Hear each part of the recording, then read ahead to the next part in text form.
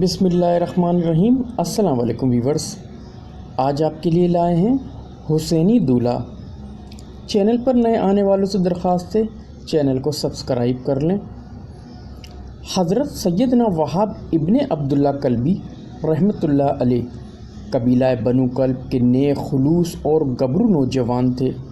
صرف 17 روز شادی کو ہوئے تھے کہ والدہ ماجدہ رحمۃ اللہ علیہا تشریف لائیں، جو ایک بیوہ خاتون تھیں اور جن کی ساری کمائی اور گھر کا چراغ یہی ایک نوجوان بیٹا تھا۔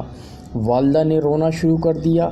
بیٹا حیرت میں آ کر ماں سے پوچھتا ہے، پیاری ماں، رنج اور ملال کا سبب کیا ہے؟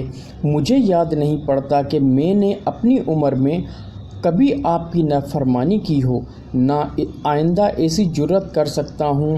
آپ کی اطاعت اور فرما برداری مجھ پر فرض ہے اور میں انشاءاللہ زندگی بھر اطاعت و فرما بردار ہی رہوں گا۔ ماں، آپ کے دل کو کیا صدمہ پہنچا اور آپ کو کس غم نے رلایا؟ سعادت مند اکلوتے بیٹے کی یہ سعادت مندانہ گفتگو سن کر ماں اور بھی چیخ مار کر رونے لگی اور کہنے لگی، اے فرزند، تو میری آنکھ کا نور، میں نے اپنی جان گلا گلا کر تیری جوانی کی بہاریں پائی ہیں۔ ایک پل تیری جدائی اور ایک لمحہ تیری فراق مجھ سے برداشت نہیں ہو سکتی۔ میں نے تجھے اپنا خون جگر پلایا ہے۔ آج اس وقت میدان کربلا میں نواسہ رسول، مولا مشکل کشا کا لال، خاتون جنت کا نونہال، ظلم اور ستم سے نڈھال ہے۔ میرے لال، کیا تجھ سے ہو سکتا ہے کہ تو اپنی جان ان کے قدموں پر قربان کر دے؟ اس زندگی پر ہزاروں افسوس ہے کہ ہم زندہ رہیں اور سلطان مدینہ، شہنشاہ مکہ کا لاڈلا شہزادہ ظلم اور جفا کے ساتھ شہید کر دیا جائے۔ اگر تجھے میری محبتیں کچھ یاد ہوں اور تیری پرورش میں جو مشقتیں میں نے اٹھائی ہیں ان کو تو بھلا نہ ہو، تو اے میرے چمن کے مہکتے پھول، تو پیارے حسین رضی اللہ تعالی عنہ کے سر پر صدقے ہو جا۔ سیدنا وہاب رحمۃ اللہ علیہ نے عرض کی، یہ جان شہزادہ حسین رضی اللہ تعالی عنہ پر قربان ہو۔ میں دل اور جان سے آمادہ ہوں۔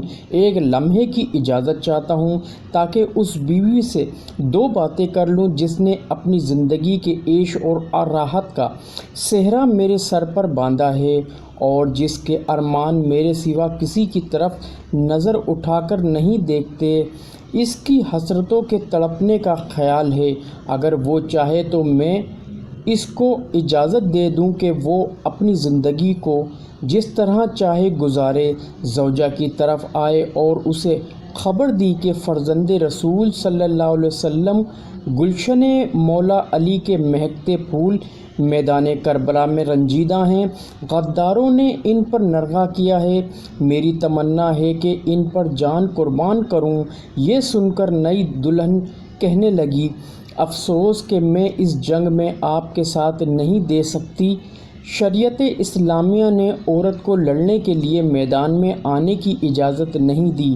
افسوس اس شہادت میں میرا حصہ نہیں کہ تیرے ساتھ میں بھی دشمنوں سے لڑ کر امام عالی مقام رضی اللہ تعالی عنہ پر اپنی جان قربان کروں۔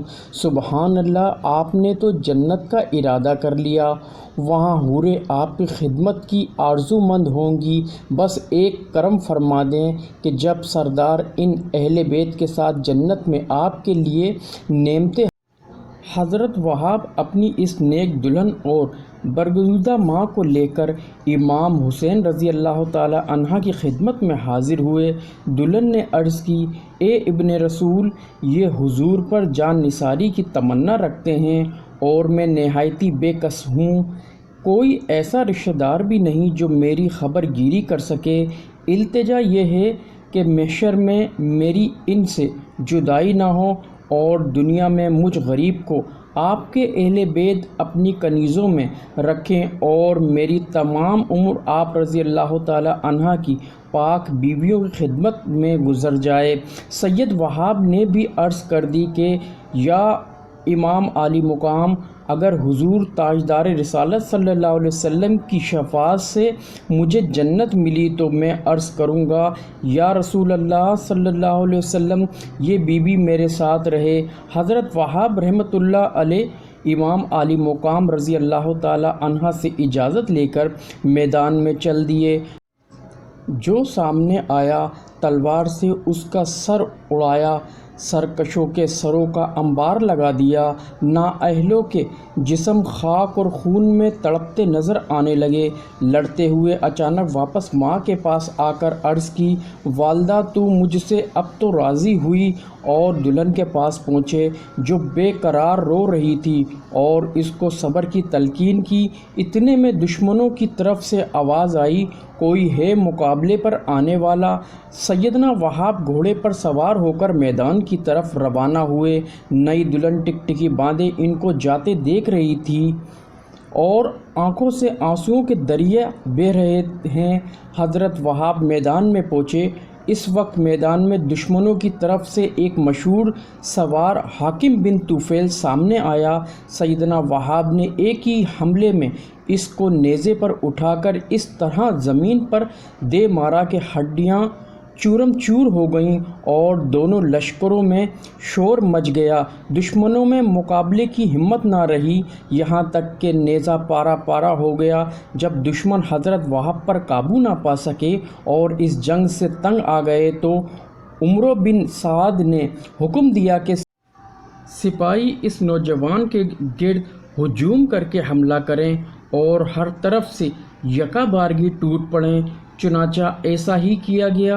جب حضرت وہاب زخموں سے چور ہو کر زمین پر تشریف لائے تو ان پتھر دل لوگوں نے ان کا سر کاٹ کر حسینی لشکر کی طرف اچھال دیا۔ ماں اپنے لپے جگر کے سر کو اپنے منہ سے ملتی تھی اور کہتی تھی، اے بیٹا اب تیری ماں تجھ سے راضی ہوئی۔ پھر وہ سر اس کی دلہن کی گود میں لا کر رکھ دیا۔ دلہن نے ایک جھرجھری لی اور اس وقت اس کی روح حسینی دولہا سے ہم آغوش ہو گئی۔ ویورز، قصہ کیسا لگا فیڈ بیک ضرور دیجیے گا، چینل کو سبسکرائب کیجیے گا۔ ملتے ہیں نیکسٹ ویڈیو میں۔ اللہ حافظ۔